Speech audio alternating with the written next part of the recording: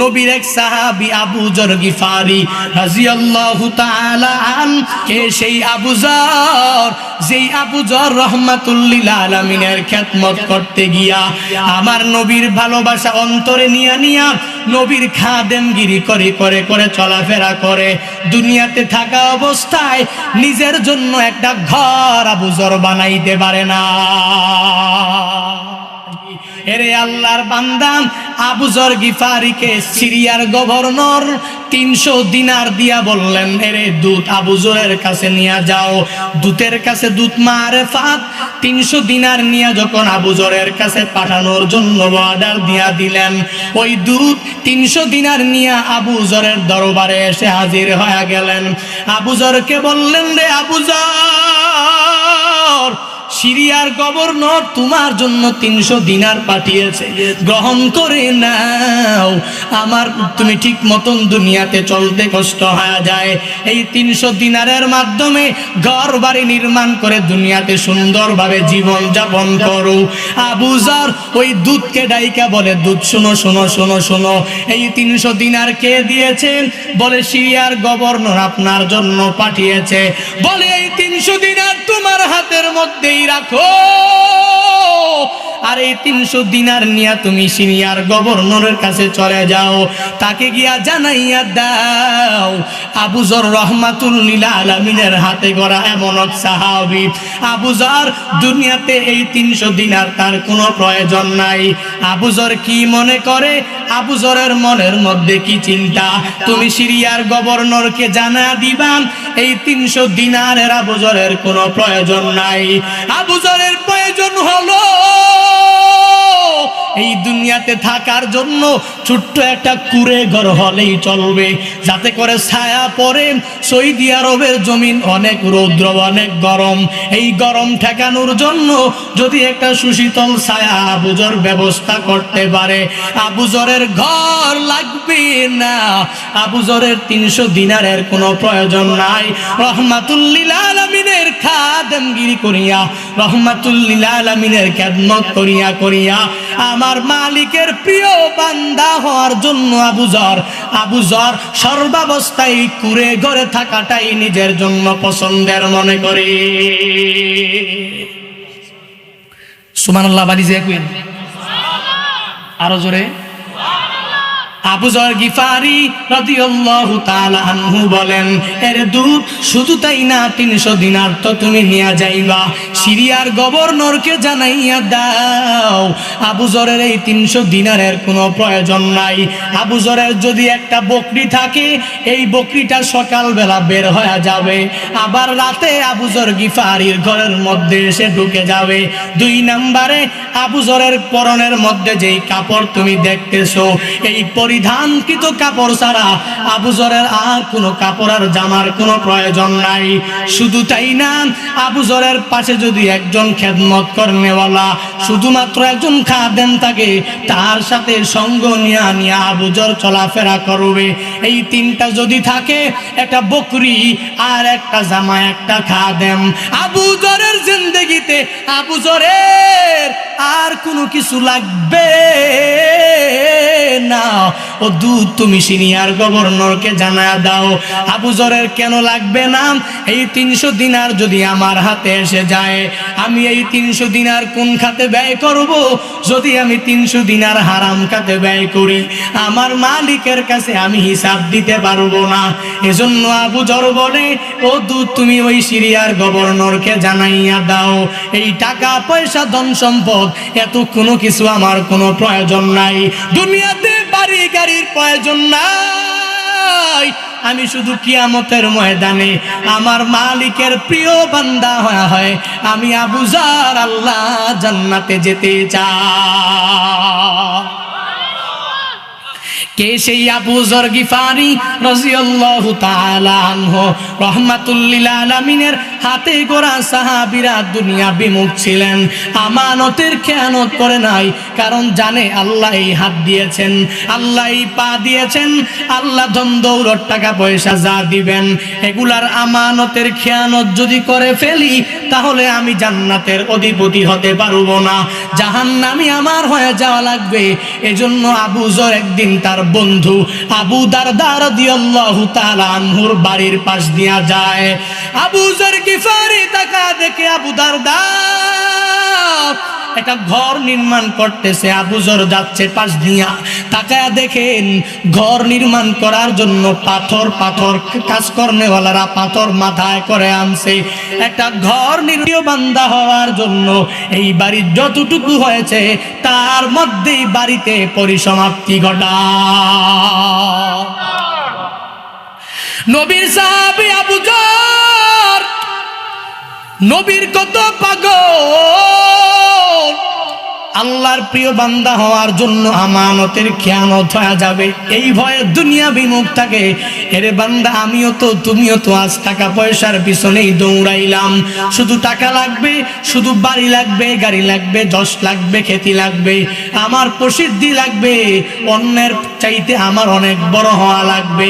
এরে বান্দা না না, দুনিয়া বিমুখ হয় আখিরাতমুখী হয়ে যাও। এই দুনিয়াতে তুমিও থাকতে পারবা না, আমিও থাকতে পারবো না। এই দুনিয়াটা থাকার জায়গা না থাকতে তুমি পারবা না, আমি পারবো না। রহমাতুল লিল আলামিনের মতো আমানতদার হয়ে যাও।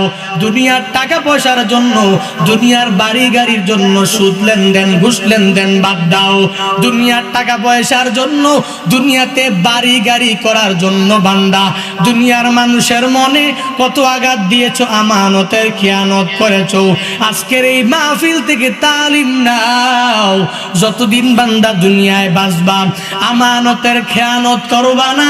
সর্বাবস্থায় আমানতদার বান্দাদের অন্তর্ভুক্ত হয়ে চলাফেরা করা লাগবে।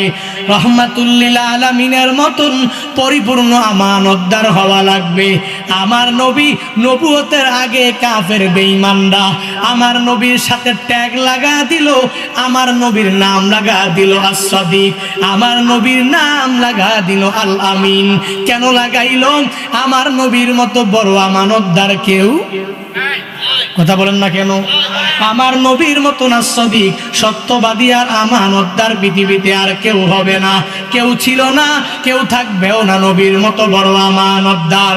আমার নবী কত বড় আমানতদার, এরে আল্লাহর বান্দা ভালো করে শুনে নাও। আমার নবী মসজিদে নববীর দিকে যখন যাবে, মক্কা থেকে মদিনায় যখন আমার নবী হিজরত করে যাবে, তখন নবী মদিনায় যাওয়ার আগে রহমাতুল লিল আলামিনের কাছে আমানতের কোনো কমতি নাই। টাকা পয়সা কাফের বেঈমানরা নবীকে আমানতদার মনে করিয়া নবীর কাছে রেখেছেন, কারণ জানে নবী আমানতের খেয়ানত করবে। কথা বলেন না কেন? আমার নবী বলেন আমি তো মসজিদে নববীর দিকে অর্থাৎ মদিনার দিকে হিজরত করিয়া আমি পয়গম্বর চলে যাব। রহমাতুল লিল আলামিন ওই টাকা পয়সা যে আমানতগুলা কাফের বেঈমানরা রেখেছে, নবী আমানতের খেয়ানত তো করবে না।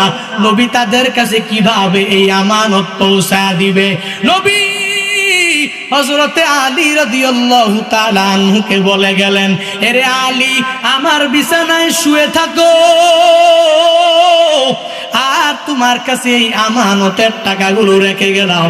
হে আলী, আমরা সবাই ওই মদিনার দিকে চলে যাব। সবাই যাওয়ার পর এই আমানতের টাকাগুলা কাফের বেঈমানের কাছে দিয়া ও আলী তুমি মদিনার দিকে রওনা হয়ে যাবা, মক্কা থেকে মদিনায় তুমি হিজরত করে ফেলবা। আমার রহমাতুল লিল আলামিন হিজরত করার সময় পারতেন টাকাগুলা নিয়ে হিজরত করতে, কিন্তু না, নবী আমানতের খেয়ানত তো করে নাই। এজন্যই তো আমার নবীর উপাধি লাগা দিল আল আমিন, এজন্যই তো আমার নবীর উপাধি লাগা দিল as-সাদিক, সত্যবাদী, আর আমানতদার ট্যাগ লাগা দিল রহমাতুল লিল আলামিন। উম্মাহকে শিক্ষা দিয়া গেলেন, এরে আমার উম্মতের দল, আমানতের খেয়ানত তোমরা করবা না, আমানতের খেয়ানত করবা না। কেউ আমানত রাখলে তার কাছে আমানত বুঝা দিবা। বান্দা, আল্লাহ আদেশ দিয়া দিলেন আহলের কাছে আমানত পৌঁছায়া দাও। রাহমাতুল লিল আলামিন তার আল আমিন উপাধির মাধ্যমে গোটা উম্মাহকে জানায়া দিলেন তোমরা আমানত পরিপূর্ণ আহলের কাছে পৌঁছায়া দাও। যদি আমার নবীর সুন্নাহ অনুযায়ী বান্দা জিন্দেগি গড়ার চেষ্টা করু, আর যদি নিজেকে পরিপূর্ণ সত্যবাদী আমানতদার আর নিজের নামাজ রোজা আর নেক আমলের মাধ্যমে যদি নিজেকে জান্নাতি বানাতে চাও, আজকের এই মাহফিল থেকে তালিম নাও। যতদিন বান্দা দুনিয়ায় বাঁচবা, 1 নম্বরে মিথ্যা বলবা না, 2 নম্বরে আমানতের খেয়ানত করবা না, 3 নম্বরে ওয়াদা করে ওয়াদা খেলাফ করব না। এই বরকতের মাস এর বান্দা যদি আমলগুলো করার নিয়ত হয়, 2টো হাত আমার মালিককে দেখাইয়া দাও। ওরে দয়ার মালিক, এই ময়দানের দিকে তাকায়া দেখেন আল্লাহ আপনার কতগুলো আশিকিন জাকিরিন শাকিরিন আপনার বান্দারা ওয়াদা করতেছে রে আল্লাহ জীবনে আর মিথ্যা বলবে না রে আল্লাহ। আয় আল্লাহ জীবনে মিথ্যা বলবো না, ওয়াদা করে ওয়াদা ভঙ্গ করব না, আর আমানতের খেয়ানত করব না রে আল্লাহ। ওরে দয়ার মালিক, ময়দানের এই বান্দারা দুহাত তুলে আপনার দরবারে তওবা করতেছে রে আল্লাহ। প্রত্যেকের হাত নবীর উসিলায় আপনি কবুল করে নেন, আমিন। ইন্নাল্লাহা ইয়া'মুরুকুম আন তুআদ্দুল আমানাতি ইলা আহলিহা। আল্লাহ বলেন এরে আমার বান্দাদের দল, ইন্নাল্লাহা ইয়া'মুরুকুম, নিশ্চয়ই আল্লাহ আদেশ দিয়েছেন বান্দাদেরকে, এরে আমার বান্দাদের দল আহলের কাছে প্রাপকের কাছে পরিপূর্ণ আমানত বুঝিয়ে দাও। মৃত্যুবরণ করার পরে ওয়ারিসের কাছে যেই ধন সম্পদ টাকা পয়সা জমি জমা সব সুন্দরভাবে যে যে পাবে তাকে ভাগ করে দাও। আল্লাহ বলেন 1 নম্বরে আমানতের ব্যাখ্যা হলো মুফাসসিরিনে কেরামগণ জানা দেয়, 1 নম্বরে আমানতের ব্যাখ্যা হলো আমানত তার আহলের কাছে পৌঁছায়া দেওয়া লাগবে। আমানত যে পাবে ওই প্রাপকের কাছে পরিপূর্ণ বুঝায়া দেওয়া লাগবে। ওয়ারিস যেই সম্পদ পাবে ওই সম্পদ যদি ওয়ারিস পায় তাহলে ওয়ারিসের উচিত হলো তার পিতা মাতা তার আত্মীয় স্বজনের কাছে সুন্দরভাবে ভাগ করে দিবে। কারণ আহেল যা পাবে তার কাছে তার সম্পদগুলা যদি পৌঁছায় না দেয় তাহলে পরিপূর্ণ আমানতের খেয়ানত হয়ে যাবে। আল্লাহ জানা দিলেন ইন্নাল্লাহা ইয়া'মুরুকুম আন তুআদ্দুল আমানাতি ইলা আহলিহা। হে আমার বান্দা বান্দির দল, যে বান্দাই আমানত পাবে, যেই বান্দাই সম্পদ পাবে, যেই বান্দাই কিছু পাওয়ার প্রাপ্য ওই প্রাপকের কাছে তোমরা পরিপূর্ণভাবে আমানত পৌঁছায়া দাও। আদেশকার, জোরে বলেন আদেশকার। আল্লাহ বলেন আমানত পৌঁছায় দাও, আমানত যে পাবে তার কাছে পরিপূর্ণভাবে পৌঁছায় দাও। রাহমাতুল লিল আলামিন জানা দিলেন আমানতের খেয়ানত যেই বান্দাই করবে ওই বান্দা তো মুসলমানদের কাতারে তার নামটা থাকবে না, মুনাফিকের কাতারে সে অন্তর্ভুক্ত হয়ে যাবে। আমানতের খেয়ানত করনেওয়ালা ওই বান্দা মুসলমানদের কাতারে যদি বলে আমি মুসলমান মুসলমান আমি মুসলমান বলতে পারবে, কিন্তু রাহমাতুল লিল আলামিনের হাদিস অনুযায়ী এই বান্দা মুনাফিকের কাতারে তার নামটা উঠে যাবে। রাহমাতুল লিল আলামিন জানা দেন সালাসুন মান কুন্না ফীহি কানা মুনাফিকান খালিসা ওয়া মান কানাত ফীহি খাসলাতুম মিনহুন্না কানাত ফীহি খাসলাতুম মিনান নিফাক হাত্তা ইয়াদাহা ইজা হাদ্দাসা কাযাবা ওয়া ইজা ওয়া'আদা আখলাফা ওয়া ইজা উতমিনা খানা। রাহমাতুল লিল আলামিন জানা দেন উম্মত, আমার উম্মতের মধ্য থেকে আমার ওই উম্মতটা ততক্ষণ পর্যন্ত মুমিনে কামেল থাকতে পারবে, মুসলমান থাকতে পারবে যতক্ষণ পর্যন্ত এই 3টা স্বভাব বান্দার পরিপূর্ণ মুক্ত থাকতে পারবে। এই 3টা স্বভাব থেকে বান্দা যদি পরিপূর্ণ নিজেকে বাঁচাইয়া রাখতে পারে ততক্ষণ বান্দা মুমিনে কামেলের খাতায় তার নামটা উঠায়া দিতে পারবে। আর যদি বান্দা এই তিনটা স্বভাবের একটা স্বভাব নিয়া সমাজে বিচরণ করে, রাহমাতুল লিল আলামিন এক নম্বরে জানা দিলেন, এক নাম্বার স্বভাব হলো ইজা হাদ্দাসা কাযাবা, যখন কথা বলে মিথ্যা বলে। আর দুই নম্বরে নবী উম্মাহকে পরিপূর্ণভাবে জানা দিলেন ওয়া ইজা ওয়াদা আখলাফা, যদি মুসলমানের অন্তর্ভুক্ত ওই বান্দাটা কথায় কথায় মিথ্যা বলে। আর দুই নম্বরে যখন ওই কারো কাছে ওয়াদা করে ওয়াদা ভঙ্গ করে। আর তিন নাম্বার রাহমাতুল লিল আলামিন উম্মতদেরকে পরিপূর্ণভাবে জানা দিলেন, হেরে আমার উম্মতের দল, এই তিনটা স্বভাবের মধ্যে যদি একটা স্বভাব যদি আমার উম্মতের মধ্যে থাকে, ও নিজেকে মুসলমান দাবি করতে পারে, মুসলমানদের কাতারে নাম উঠা দিতে পারে, কিন্তু নবীর কথা অনুযায়ী ওই তিনটা স্বভাবের একটা স্বভাব তার ভিতরে থাকার কারণে মুসলমানদের কাতারে নাম থাকবে না, ওই বান্দা মুনাফিকের কাতারে তার নামটা উঠে যাবে। দুনিয়াতে কত আল্লাহর বান্দা টাকা দেখো, সমাজের মধ্যে ঘুরে ঘুরে নিজেকে মুসলমান দাবি করে, মনে করে আমার মতো পাক্কা মুসলমান বোধহয় কেউ নাই, আমার মালিকের কাছে বোধহয় আমি অনেক প্রিয় বান্দা হয়ে গেলাম, আমার মালিকের কাছে বোধহয় আমি সবচেয়ে বড় ইবাদতকারীর নামটা আমার মালিকের কাছে আমি উঠা নিলাম।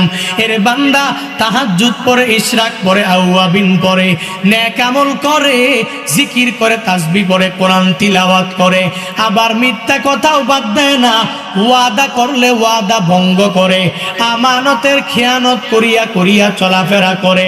এই বান্দা দাবি করতে পারে আমি মুসলমান, কিন্তু পাক্কা মুসলমান বান্দা তো হতে পারবে না। এই বান্দার নামাজ বান্দাকে জান্নাতে পৌঁছাতে পারবে না, এই বান্দার রোজা বান্দাকে জান্নাত পর্যন্ত পৌঁছাতে পারবে না, এই বান্দার জিকির কোরআন তিলাওয়াত বান্দাকে জান্নাত পর্যন্ত পৌঁছাতে পারবে না। কেন পৌঁছাতে পারবে না? কেননা বান্দা মিথ্যা কথার মধ্যে নিমজ্জিত হয়ে যায়, কেননা বান্দা আবার ওয়াদা করে ওয়াদা ভঙ্গ করার মধ্যে নিমজ্জিত হয়ে যায়। এই বান্দা আমানত করে, কেউ আমানত রাখলে বান্দা খেয়ানত করিয়া করিয়া চলাফেরা করে। রাহমাতুল লিল আলামিন জানা দে আমার উম্মতের দল, তুমি যদি তোমার নেক আমলের মাধ্যমে জান্নাতি হতে চাও, তুমি যদি তোমার নেক আমলের মাধ্যমে ঈমান নিয়ে কবরে যেতে চাও, এক নম্বরে মিথ্যা বলা যাবে না, দুই নম্বরে ওয়াদা করে ওয়াদা ভঙ্গ করা যাবে না, তিন নম্বরে আমানত রাখলে খেয়ানত করা যাবে না।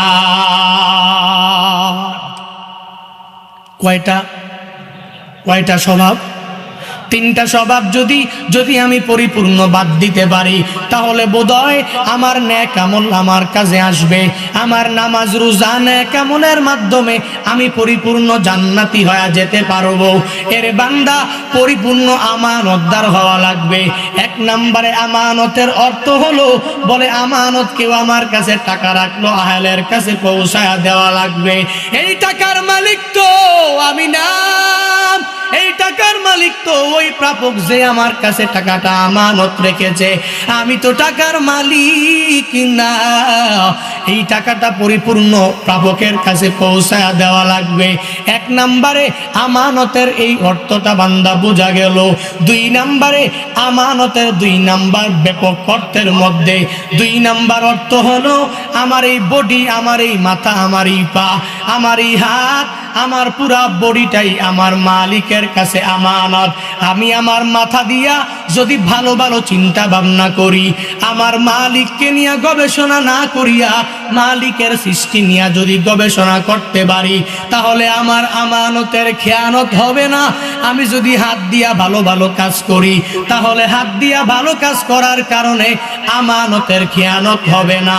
আমি যদি পা দিয়া খারাপ কাজ না করে ভালো ভালো কাজগুলো করি, তখন আমার পায়ের মাধ্যমে ভালো ভালো কাজগুলো করার কারণে আমানতের ঘরের খেয়ানত হবে না। আমার এই পুরা বডিটাই আমার মালিকের কাছে আমানতদার বডি বলে বিবেচিত হয়ে যাবে। আমি যখন 5 বেলার নামাজ পড়ব, আমি যখন রোজা রাখবো, নেক আমল করব, আমার পুরা বডিটাই আমার মালিকের কাছে আমানতদার বডি হয়ে যাবে। এর বান্দা, দুনিয়াতে আল্লাহ যেই ধন সম্পদ বান্দাকে দেয়, বান্দাকে টাকা পয়সার মালিক বানায়, আল্লাহ বান্দাকে এই আমানত হিসাবে টাকাটা দেয়। এই বান্দা যদি ধন দৌলত পাওয়ার পরে আমার মালিককে ভুলে নামাজ বাদ দিয়া দেয়, এই বান্দা ধন দৌলত পাওয়ার পরে যদি রোজা বাদ দিয়া দেয়, নেক আমল বাদ দিয়া দেয়, দুনিয়াতে ঘুরে ঘুরে তাকাইয়া দেখো, দুনিয়াতে কত আল্লাহর বান্দা টাকাওয়ালা হওয়ার পরে আগে অনেক গরিব ছিল, হঠাৎ করে আল্লাহ তাআলা ধনী বানা দিয়েছে। আগে সকাল বেলার খানা জোগাড় করলে দুপুরে খানা জোগাড় করতে পারতো না, অন্যের বাড়ি কাজ করে করে কোন রকম জিন্দেগি চালাইতো। কিন্তু আমার রব, আমার মালিক কোনো এক দুয়ার বরকতে, আগে কোনো সন্তান বাহিরে ছিল না, আল্লাহ দুয়ার বরকতে কারো মাধ্যমে 3টা ছেলে 4টা ছেলে আল্লাহ প্রবাসের জিন্দেগিতে পাঠানোর কারণে এই বান্দাকে আমার আল্লাহ ধন দৌলতের অধিকারী বানিয়েছে। এই বান্দা ধন দৌলত পাওয়ার পরে মনে করে আমার মতো ধনীওয়ালা এলাকায় কেউ নাই, মনে করে আমার মতো টাকাওয়ালা এলাকার মধ্যে কেউ নাই। দুনিয়ার প্রতিবেশীর সাথে আশেপাশের লোকদের দেখলেই আর চোখে তাকায় আসে না। হঠাৎ করে বড় লোক হয়ে গেছ, এর বান্দা আমানতের খেয়ানত করিও না। আল্লাহ এই আমানত বান্দা তোমাকে ধন দৌলত দিয়েছে, আল্লাহ দিয়া দিয়া দিয়া দিয়া বান্দা তোমাকে চেক করে আর পরীক্ষা করে তুমি কি আমানতের খেয়ানত করো, নাকি আমানত পাওয়ার পরেও মাওলাকে না বলে নামাজে দাঁড়াইয়া যাও। তুমি কি আমানতের খেয়ানত করো, নাকি আমানত পাওয়ার পরে টাকা পয়সাওয়ালা হওয়ার পরে ধন দৌলতওয়ালা হওয়ার পরে নাকি আবার রোজার মধ্যে নিমজ্জিত হয়ে যাও। এর বান্দা আমার আল্লাহ পরীক্ষা করেন তোমাকে ধন দৌলত দেওয়ার পরে তুমি কি ধন দৌলত পাওয়ার পরে অহংকারী আবার হিংসুক যদি না হয়ে যাও, যদি হয়ে যাও আল্লাহ তোমার ধন দৌলত ছিনা নিবে, তোমার ওই টাকা পয়সার আমানতের খেয়ানত বান্দা পরিপূর্ণ হয়ে যাবে। এরে আল্লাহর বান্দা, দুনিয়াতে তো কোনো কত আল্লাহর বান্দা টাকা পয়সা ধন দৌলতের জন্য শুধু বলে আমার দুনিয়াতে টাকা লাগবে, পয়সা লাগবে। আল্লাহ তো বান্দাকে আমানত হিসাবে এই টাকা পয়সা আল্লাহ সব সময় দেয় না।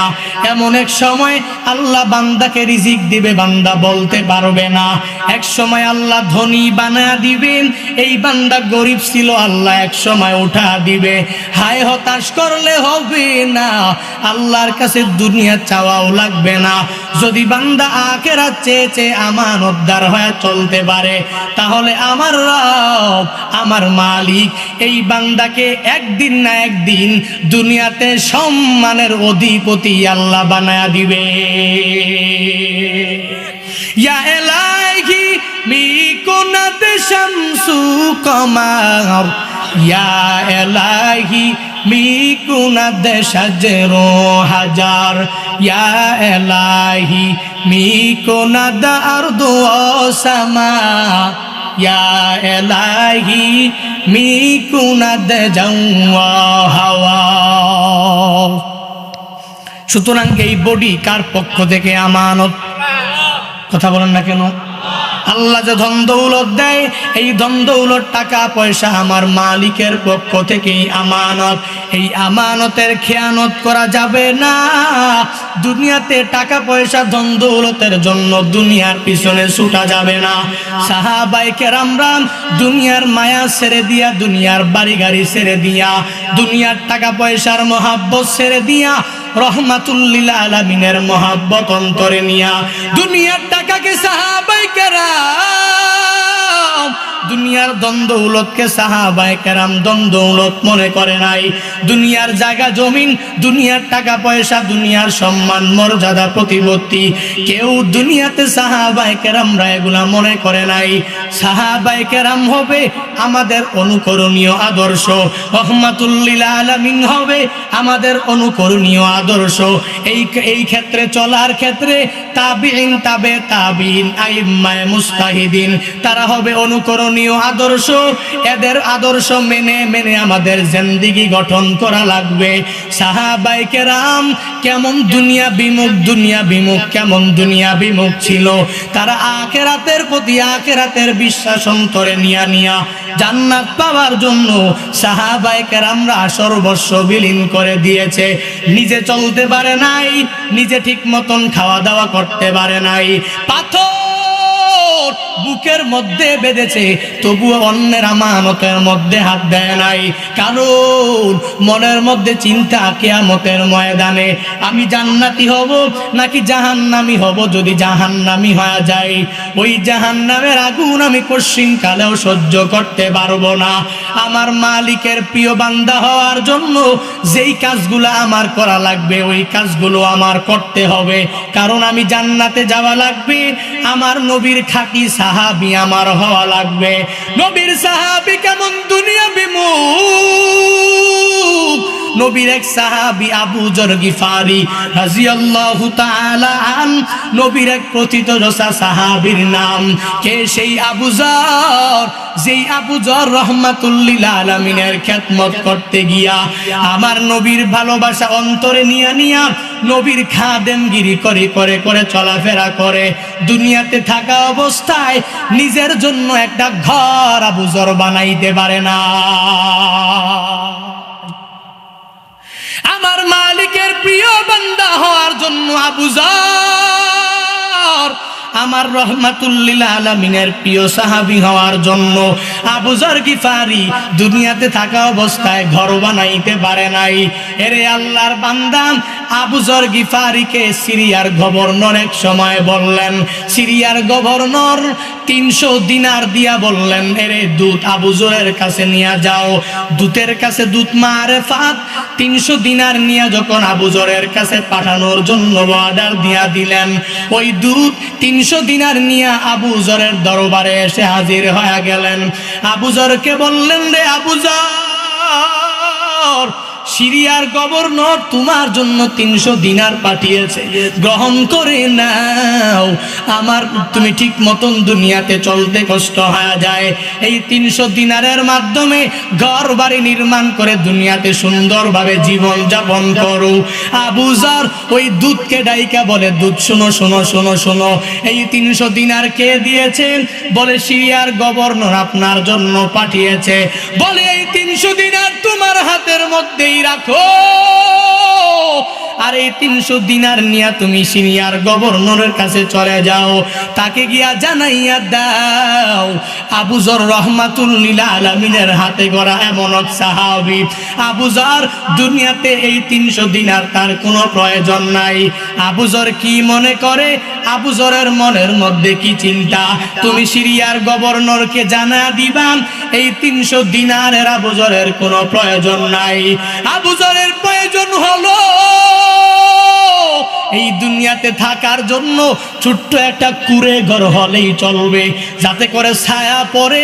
সৌদি আরবের জমিন অনেক রৌদ্র, অনেক গরম, এই গরম ঠেকানোর জন্য যদি একটা সুশীতল ছায়া আবু যর ব্যবস্থা করতে পারে, আবু যরের ঘর লাগবে না, আবু যরের 300 দিনারের কোনো প্রয়োজন নাই।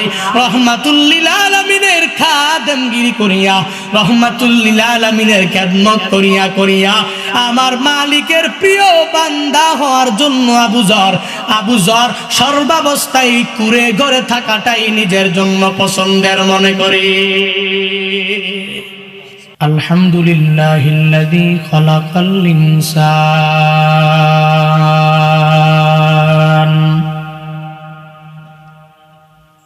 ওয়া কাররামা ওয়া আল্লামাহু মিনাল বায়ানি মা লাম ইয়ালাম فسبحان الذي لا يحصى امتنانه باللسان ولا بالقلم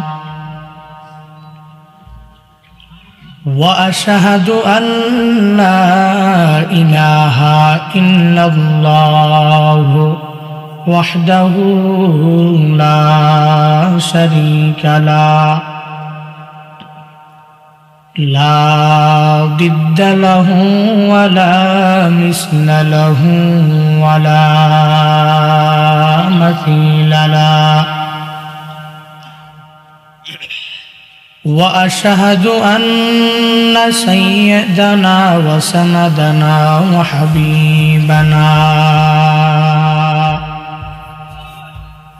وحبيب ربنا وطبيبنا وطبيب قلوبنا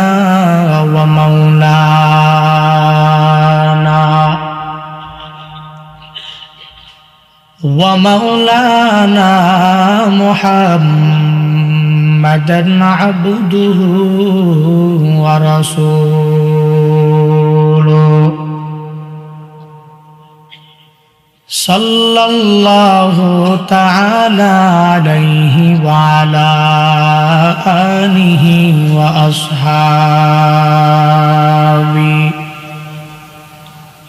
وأصحابه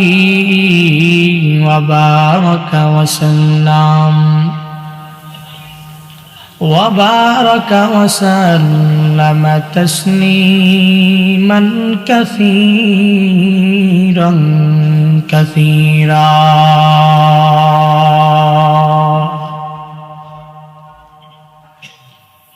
الذي أرسله الله تعالى بالحق بشيرا ونذيرا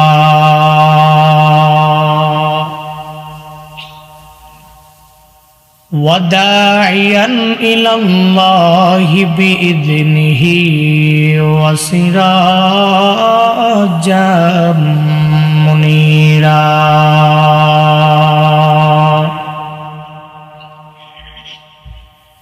أما بعد فأعوذ بالله من الشيطان الرجيم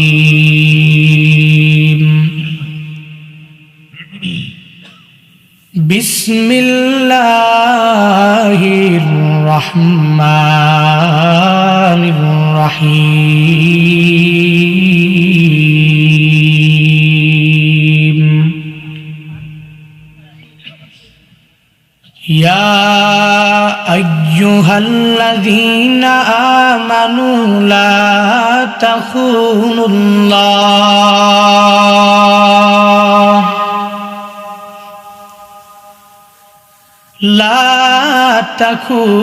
الله والرسول وتخونوا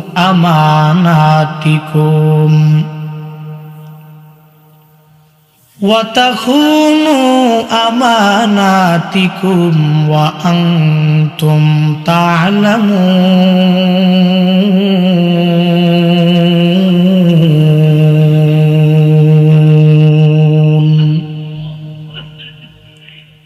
وقال النبي صلى الله عليه وآله وسلم ثلاث من كن فيه كان منافقا خالصا إذا حدث كذب وإذا وعد أخلف وإذا اؤتمن خانا أو كما قال النبي عليه الصلاة والسلام.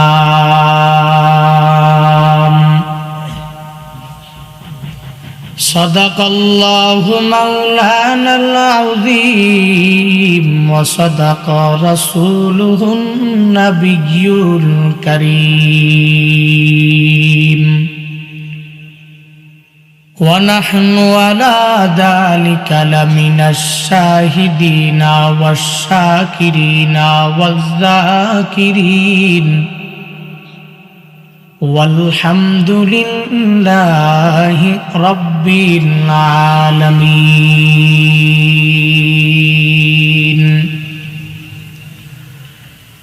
اللهم صل على محمد عدد ما في علم الله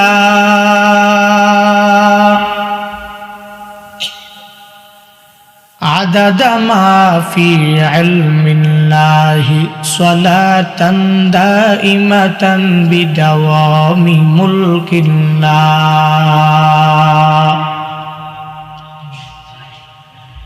اللهم صل على محمد وأنزله المقعد المقرب أنزله المقعد المقرب عندك يوم القيامة.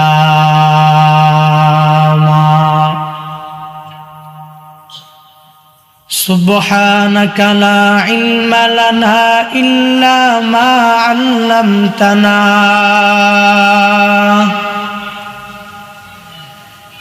إنك أنت العليم الحكيم.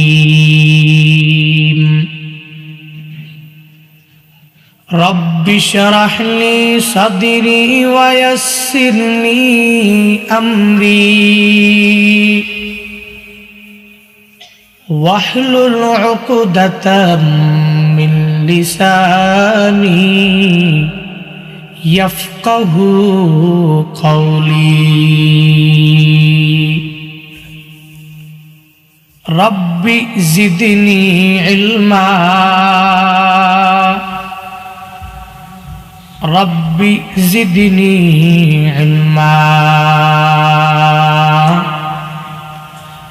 رب زدني علما.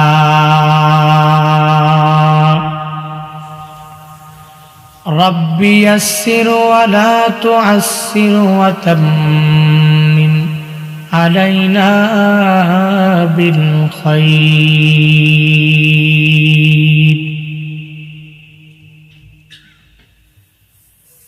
सूरज ने दिया अपनी शुआओं को पैगाम सूरज ने दिया अपनी शुआओं को पैगाम. दुनिया है अजब चीज कभी सुबह कभी शाम. दुनिया है अजब चीज कभी सुबह कभी शाम.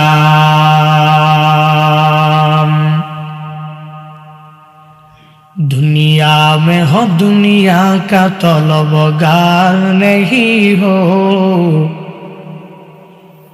दुनिया में हो दुनिया का तलबगार नहीं हो. बाजार से गुजर और खरीदार नहीं हो बाजार से गुजर और खरीदार नहीं हो. আজকের মাহফিলে যারা বয়ান করেছেন সামনে করবেন প্রত্যেকের জন্যই দোয়া করি.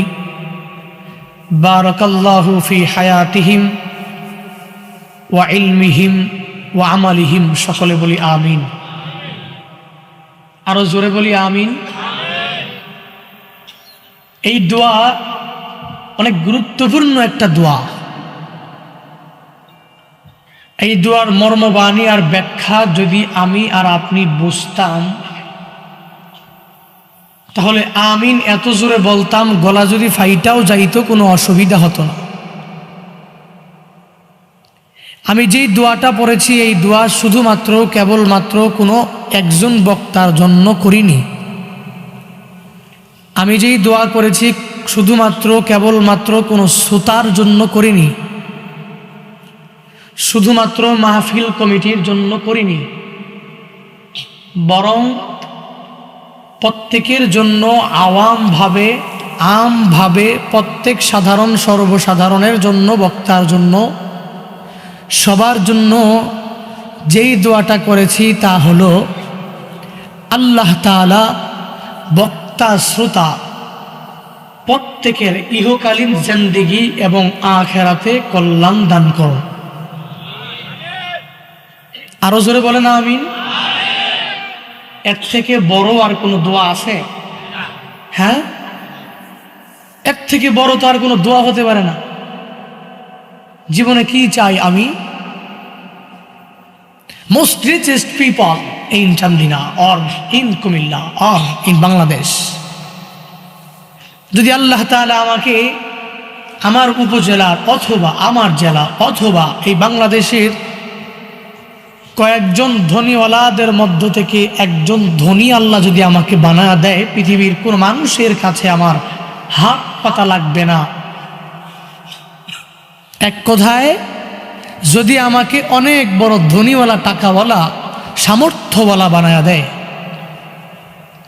আর যদি কিয়ামতের ময়দানে আল্লাহ আমাকে আপনাকে জান্নাতের মেহমান বানায় দেয়, তাহলে পৃথিবীতে আর কোনো কিছু লাগবে আমার? কথা বলে না, কিছু লাগবে আর?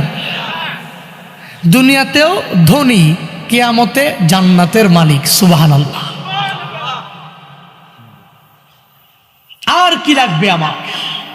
আর কি চাই? এই যে দৌড়াইতেছি, এখানে যাইতেছি ওখানে যাইতেছি, বিভিন্ন কাজে নিমজ্জিত হচ্ছি, মিথ্যা কথা বলছি, সুদ ঘুষ লেনদেন করতেছি, মন যা চায় তাই করছি, যেখানে মন চায় সেখানেই টাকা আনার জন্য এটা কি হালাল না হারাম সব কোনো যাচাই বাছাই নাই, খাচ্ছি, সন্তানদেরকে খাওয়াচ্ছি, পরিবার চলছে। এক নাগাড়ে শুধু একটাই আশা, কিছু টাকাওয়ালা, কিছু সামর্থ্যওয়ালা হব, ঠিক না? কিছু ধন দৌলতের মালিক হব। তো আল্লাহ যদি আমার এমনিতেই যদি ধনী বানায় দেয়, হায় হতাশ করা ছাড়া, আল্লাহ যদি আমাকে এমনিতেই দুনিয়াতে ধনী বানায় দেয় আর আখিরাতে জান্নাতের মালিক বানায় দেয়, তাহলে আর কিছু লাগবে? মানুষের মনের আশা তো দুইটাই। আজকের মাহফিলে আপনারা এসেছেন কি নিয়ত? তাবারুকের জন্য? বিরিয়ানির জন্য? যাবার সময় 500 টাকা করে পকেটে দিয়া দিবে? হ্যাঁ, না। অথচ এই যে সারা দেশব্যাপী দৌড়াচ্ছি, প্রতিদিন নতুন নতুন জেলার সাথে, নতুন নতুন উপজেলার সাথে পরিচয়। ওদিন গাড়ি নিয়ে যাচ্ছি, রাস্তা খুব সংকীর্ণ, চিকন, ছোট রাস্তা। মাহফিল কমিটিরা বলছে একটা, কাজে আরেকটা, কোথায় একটা, কাজে আরেকটা। হুজুর, স্টেজ পর্যন্তই গাড়ি আসবে, কিন্তু গাড়ি যাইতে অবস্থা টাইট, রাস্তা চিকন, যাচ্ছি, কষ্ট হয়ে যাচ্ছে, বিশাল লং জার্নি করে। একটু পরে হঠাৎ দেখলাম যে বিশাল এক মিছিল আসছে। কিসের মিছিল? তাকায় দেখলাম এই যে মিছিল যাচ্ছে, আমার ভাই, তোমার ভাই, অমুক ভাই, তমুক ভাই, আমার ভাইয়ের মার্কা, হেলিকপ্টার মার্কা, বিমান মার্কা, বেগুন মার্কা, কলা মার্কা, আরো কত কিছু যে আছে মার্কা, বলতেছে আর যাচ্ছে, আর বলতেছে ও সাসা সাসা গো, সাসি আইলে কোয়েন গো, ভুট্টা দিয়েন গো, ও ভাবি ভাবি গো, ভাই আইলে কোয়েন গো। এই যে এক নাগারে যাচ্ছে আর বলতেছে, শেষ নাই। তা আমি বললাম যে আমার তো মাহফিল ধরতে হবে, একটু জায়গা দাও। কয় হুজুর মুজুর করার টাইম নাই, মাহফিলে হুজুর, মসজিদে মাদ্রাসায় হুজুর, এখন কোনো হুজুর মুজুর করার টাইম নাই, এক সাইডে থাকেন। এই যে দৌড়াচ্ছে, কি ফিরি ফিরি দৌড়ায়? আরে কথা কয় না, ফিরি ফিরি দৌড়ায় কিসের জন্য? হ্যাঁ, ফিরি ফিরি কেউ দৌড়াবে না। হয়তো 500 টাকা, না হয় 1 প্যাকেট বিরিয়ানি, না হয় কিছু একটা তো হবেই। নেত্রকোনা যাওয়ার সময়, নেত্রকোনার মানুষগুলো অনেক গরিব মানুষ, এদের গরিব এলাকা, অধিকাংশ জায়গাটাই অনেকটাই পাহাড়ি। তো গরিব হওয়ার কারণে এরা অনেক প্রার্থী, ক্যান্ডিডেট দাঁড়াইছে, অনেক প্রার্থী। মেম্বার চেয়ারম্যান দাঁড়াইছে, দেখলাম যে অনেক দূর থেকে মিছিল একটা আসছে। একটু পরে দেখি সবাই একসাথে জড়ো হয়ে গেছে। কেন? তাকায় দেখলাম রাস্তার মাঝখানে, রাস্তার এক সাইডের মধ্যে বিশাল কাগজ বিছায়া দিয়া, কাগজের উপরে বুট মুড়ি ঢাইলা দিছে, কয় খাও। না, আমরা তো কুমিল্লার মানুষ, আমাদের মেম্বার চেয়ারম্যান এমপিরা মোটামুটি অনেক টাকা পয়সার মালিক, 500 টাকা 200 টাকা 100 টাকা করে দিতে পারে। ওরা এত্র করার মানুষ গরিব, টাকা পয়সা দিতে পারবে না, তো কাগজটা বিছায়া বুট মুড়ি দিছে ঢাইলা, কয় খাও জনমের খানা। আর খালি কও সাসা সাসা গো, খালি ভোট দিয়েন গো। আশা কি 100 টাকা, আশা কি 500 টাকা, আশা কি 1 প্যাকেট বিরিয়ানি, আশা কি এই যে সাধারণ বুট মুড়ি। এই আশা নিয়া এই যে নেতার পিছে দৌড়াচ্ছে। আমি কাউকে হেও করছি না, কিন্তু আমি সারা বাংলাদেশে যাই তো একটু বললাম আর কি, যে সব জায়গায় তো বর্তমান একই হালাত। তো প্রত্যেকের আশা কি 500 100 কিছু টাকা পাবো, টাকা নিয়ে বাড়িতে যাব, এই টাকা নিয়ে কোনো রকম 1 দিন 2 দিন চলাফেরা করব, আরামে আয়েসে খাওয়া দাওয়া করব। আজকের এই মাহফিলে যে আমরা আসলাম, এখানে টাকাও দিবে না, বিরিয়ানি দিবে না, তাবারুক দিবে না, কোনো কিচ্ছু দিবে না। তা আমরা যে আসলাম এত কিছুই দিবে না, না দেওয়ার পরেও আমরা যে বসে রইলাম, উদ্দেশ্য কি? ঈমানওয়ালা হয়ে মরতে চাই, ঠিক কি ঠিক না? কথা বলে না, ঈমানওয়ালা হয়ে মরতে চাই, ঠিক না? আমরা সফল মুমিন হয়ে মরতে চাই, কবরে কিছু আমল নিয়ে যেতে চাই, এর ব্যতি রেখে আর অন্য কিছু না। এই জন্য আল্লাহ পাক রব্বুল আলামিন আমাদেরকে ঈমান নিয়ে কবরে যাওয়ার তৌফিক দান করুন। এত আস্তে বললেন আমিন, জোরে বলেন না আমিন। আল্লাহ পাক নেক আমল নিয়ে কবরে যাওয়ার তৌফিক দান করুন। আজকের এই বরকতপূর্ণ মাজলিস, সামনে যিনি বয়ান করবেন আপনাদের এলাকারই সন্তান, খুব ভালো বয়ান করেন কোরআন এবং হাদিস থেকে। ওই দিনও দারোরাতে একটা বয়ান ছিল, ওদিকে মনে হয়, ওইখানে উনি প্রধান বক্তা ছিল, আপনাদেরকে প্রাণ খুলে অনেক বয়ান শুনিয়েছেন। আমি তো ছোট মানুষ, ইলিম নাই, হিলিম নাই, আমল নাই, কিচ্ছুই নাই, শুধুমাত্র আপনাদের দোয়া আর পিতামাতার দোয়া, উস্তাদদের দোয়ার বরকতে কিছু কথা বলি আর কি। যা পারি বলবো, আপনারা শুনবেন তো ইনশাআল্লাহ। শরীরটা বেশি ভালো না, লং জার্নিগুলো বেশি হয়ে যায়, যেহেতু দেশব্যাপী প্রোগ্রাম করতে হয়, মানুষের আশা পূরণ করতে হয়। এত লং জার্নি আমি করি, কই সিরাজগঞ্জ, কই নড়াইল, কই যশোর, কই টাঙ্গাইল, একদিন এক এক জেলায় করে। তো যার ধরুন এই মাসটাতে অনেক কষ্ট হয়ে যাচ্ছে। গতকালকেও সারা রাত একটুও ঘুম নাই, টাঙ্গাইল সদর থেকে রাত 1টায় রওনা, ফজর বাড়িতে এসে পড়া। ঢাকাতে থাকলে মোটামুটি 2-3 ঘন্টা ঘুমানো যাইতো, কিন্তু বাড়িতে আসছি, আজকের এই মাহফিলে অ্যাটেন্ড করতে হবে। তো সব মিলিয়ে মোটামুটি স্বাস্থ্যটা, শারীরিকভাবে অসুস্থতার নিয়ামত নিয়েও তো চলতেছি, কারণ অসুস্থতা দেয় কে? বলেন না কে? এজন্য মালিকের অকৃতজ্ঞ হওয়া যাবে না। অসুস্থ অবস্থায়ও একজনের তৌফিক কামনা করে করে একজনের কৃতজ্ঞতা প্রকাশ করে চলতে হবে, তার নাম সকলে বলি আলহামদুলিল্লাহ। আপনারা মানুষ অনেক অল্প, একটু জোরে জোরে কথা বলতে হবে। আমি শুধু বলি না, যেই বক্তাই সামনে আসবে, যেই মাহফিলে যাবেন, একটু কথাগুলো জোরে জোরে বলতে হবে। পারবেন তো ইনশাআল্লাহ? সকলে একবার করে পড়ব সুবহানাল্লাহ, আরো জোরে পড়ব আলহামদুলিল্লাহ, আরো জোরে পড়ব আল্লাহু আকবার। কষ্ট হইছে? সবার গুনাহ হইছে? খালি বক্তার সওয়াব হইছে? হ্যাঁ, খালি বক্তাই জান্নাত পাবে? হ্যাঁ, সুবহানাল্লাহ, আলহামদুলিল্লাহ, আল্লাহু আকবারের সাউন্ড দিলে অনেক উপকার, অনেক ফায়দা।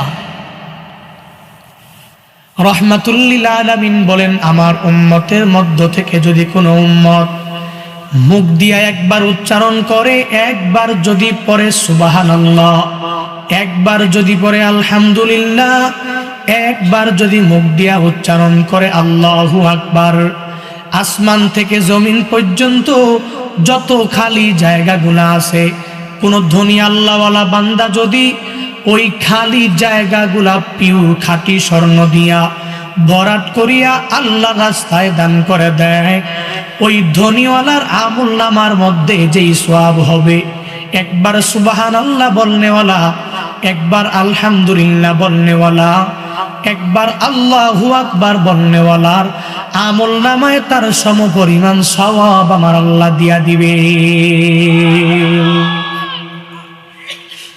শুধু তাই না, আমার মদিনাওয়ালা নবী আরো জানা দেয়, আমার উম্মতের মধ্য থেকে কোন উম্মত যদি মুখ দিয়া উচ্চারণ করে, একবার যদি পড়তে পারে সুবহানাল্লাহ, একবার যদি পড়তে পারে আলহামদুলিল্লাহ, একবার যদি মুখ দিয়া উচ্চারণ করে বলতে পারে আল্লাহু আকবার, আমার ওই উম্মতের জন্য আমার মালিক তার বান্দার জন্য জান্নাতের মধ্যে এমন একটা বৃক্ষ রোপণ করবে, দ্রুতগামী একটা ঘোড়া ওই বৃক্ষের নিচে দিয়ে যদি 400 বছর পর্যন্ত দৌড়ায়, ওই বৃক্ষের ছায়া শেষ করতে পারবে না।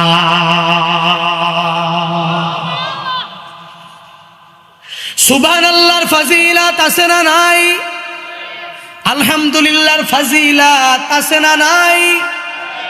আল্লাহু আকবারের ফজিলত আছে না নাই?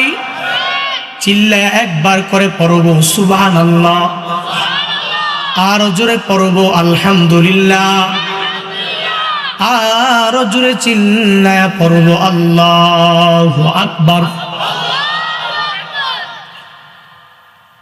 সকলে বলি আলহামদুলিল্লাহ।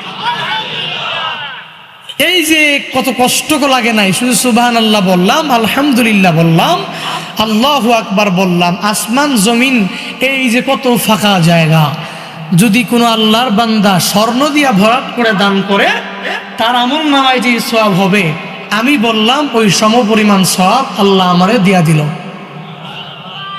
সুবহানাল্লাহ। এজন্য ফ্রি টাইমে যেখানেই থাকি, দোকানে বসে আছি, বৃক্ষরোপণ করতেছি, চারা রোপণ করতেছি, খেতে খামারে আছি, যে কোনো ফ্রি টাইমে আমরা এই তাসবিহগুলোর আমল করার চেষ্টা করব, পারবো তো ইনশাআল্লাহ? আল্লাহ পাক আমাদের প্রত্যেককে তৌফিক দান করুন। আরো জোরে বলেন আল্লাহ তাআলা এই তো সুন্দর বডি আমাদেরকে দান করেছেন, এই যে মাথা, হাত, পা দান করেছেন, এগুলো আল্লাহর পক্ষ থেকে আমানত, এগুলোর খেয়ানত করা যাবে না। খেয়ানত কখন হবে? যখন আমি হাত দিয়ে গুনাহের কাজ করব। পায়ের খেয়ানত কখন হবে? যখন পা দিয়ে গুনাহের দিকে দৌড়িয়ে যাব। কানের খেয়ানত কখন হবে? যখন কান দিয়ে আমি অশ্লীল গান বাজনা শুনব। চোখের খেয়ানত তখনই হবে যখন আমি চোখ দিয়া অশ্লীল গান বা অশ্লীল ভিডিও দেখব। আমার মুখের খেয়ানত তখনই হবে যখন আমি মুখ দিয়া গালিগালাজ করব, কাউকে দেখলেই তার ব্যাপারে কুধারণা, গীবতের মধ্যে নিমজ্জিত হয়ে যাব। আল্লাহর পক্ষ থেকে হাত, পা, এই পুরা বডিটাই হচ্ছে আমানত। এগুলোর খেয়ানত করা যাবে না। কথা বলেন না, খেয়ানত করা যাবে। আর আল্লাহ তো আমানতের ব্যাপক অর্থ হিসাবে আল্লাহ কালামুল্লাহ শরীফে বিভিন্ন আয়াতকে বিচ্ছিন্নভাবে, বিক্ষিপ্তভাবে আল্লাহ তাআলা পবিত্র কালামুল্লাহ শরীফের বিভিন্ন আয়াত রাহমাতুল লিল আলামিনের উপরে নাজমান নাজিল করেছেন এই আমানতের ব্যাপারে। আমরা তো মনে করি আমানত মানে হচ্ছে টাকা পয়সা কারো কাছে রাখলাম, সে যদি আমাকে দেয় আমানতদার, না দিলে খেয়ানতকারী। ঠিক কি ঠিক না? কথা বলেন না কেন? এটাই তো মনে করি, কিন্তু মূলত তো এটা না। মূলত আমানতের ব্যাপক অর্থ রয়েছে, ব্যাপক অর্থ। আর আমানতের ব্যাপক অর্থের মধ্যেই রয়েছে এক নম্বরে তো প্রথম অর্থটাই হলো যে আমানতগুলো তার আহেলের কাছে, তার প্রাপকের কাছে পরিপূর্ণ বুঝিয়ে দেওয়া লাগবে।